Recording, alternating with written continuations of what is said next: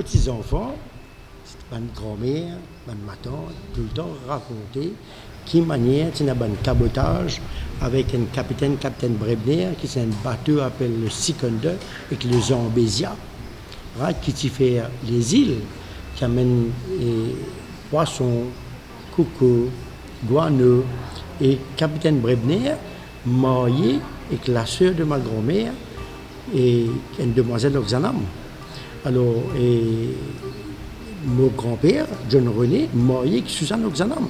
Ce qui fait, nous dans la famille, nous au courant, qui passait dans les îles. Comme on utilisait une godame, Larry la Caudry. Right? L'angle Larry la Caudry et l'hôpital. Qui m'a cette godame-là, c'était la société huilière de Perros-Banos, que tu gardes de l'huile pour éclairer la ville de Port-Louis, que tu avais de l'huile pour éclairer Londres à l'époque-là. Right? Ça, ce sont les histoires racontées par la grand-mère. Mais à quel moment vous avez senti que vous connaissez qu'il y a l'existence de ces documents et que ça peut dépasser le cadre des histoires de grand-mère? Alors, c'est ça, monsieur qui est à mes côtés là.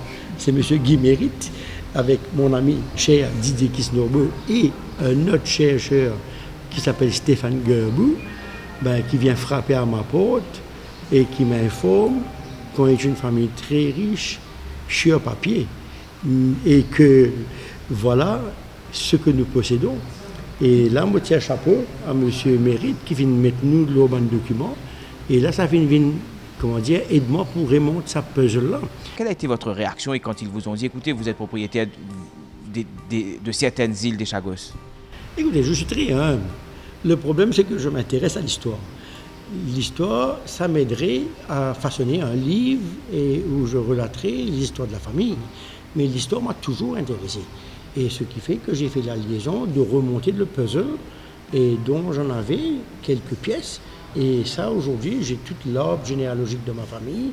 Il y a eu le journaliste Gaëtan Rénal qui a écrit des articles sur Hippolyte Lemierre qui disait qu'il avait des biens au Pamplemousse, qu'il avait des biens donnés par la reine Victoria dans les îles, il avait des intérêts dans les îles Chagos. Oui, on n'avait pas les documents. On connaissait des histoires des îles racontées par les descendants des Chagossiens et les infirmiers des îles comme Guillemin. Mais on n'avait pas des documents substantiels pour venir prouver tout cela. Et aujourd'hui, c'est avec fierté que je peux démontrer par A plus B et par fait que nous sommes les propriétaires avec titre de propriété des îles, 8 îles dans les Chagos, qui est dépendance de Maurice. Alors là, on a Hippolyte Lemierre, le 19 septembre 1846, qui détenait les titres de propriété dans LC 2765 pour Salomon Island. Hippolyte Lemierre, le 11 octobre 1865, LC 3055, il représente Sicao Island.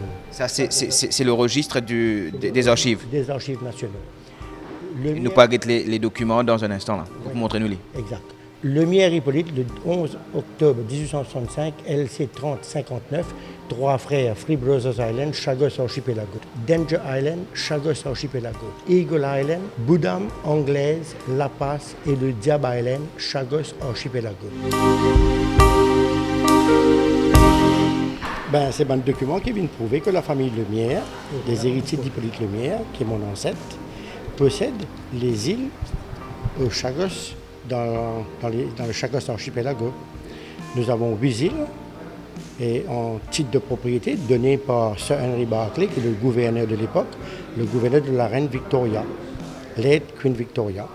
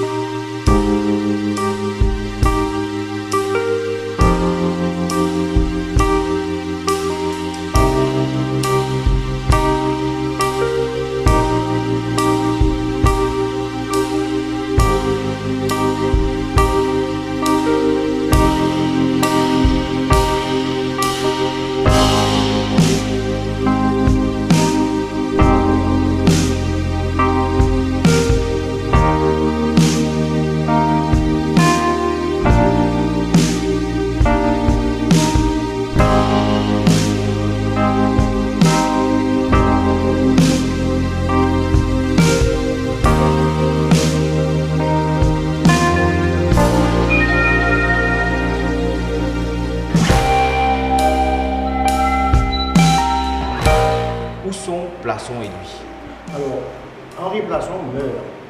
Quand Henri Plasson meurt, la veuve du regretté Charles Larcher de la rue de la Corderie à Port-Louis, qui est un landowner, qui agit comme légatif universel de l'aide Henri Plasson, right, vient fondre les biens d'Henri Plasson concernant les îles Sicard, Danger, trois frères, Eagle, et tous les buildings qu'il y a sur les îles, les machineries existantes, etc., les embryons et tout ça, right, à Hippolyte Lemierre, right, et Auguste Louis. Et quand lui meurt, Lemierre devient le seul honneur de toutes ces îles. La famille Lemierre fait tout le temps une famille riche. Riche de cœur, riche en esprit, riche d'argent, mais il nous fait tout le temps posséder. Et pour moi, il n'a pas fait aucune différence. La vie est courte, hein? On laisse tout derrière soi. On meurt, on porte nu. Ce qui fait qu'on ne s'attache pas aux biens des savates des morts. Même l'ONU prend une résolution qui dit qu'il n'a pas qu'un droit détache un territoire qui appartenait à une souveraineté. Banzil, c'est Dependencies of Mauritius, dépendance de Maurice. Maurice, c'était le conseil du gouvernement colonial mauricien qui gère sa banzil-là. Les dire dans le livre-là, les dire et les préciser, les Dependencies of Mauritius, noir et blanc.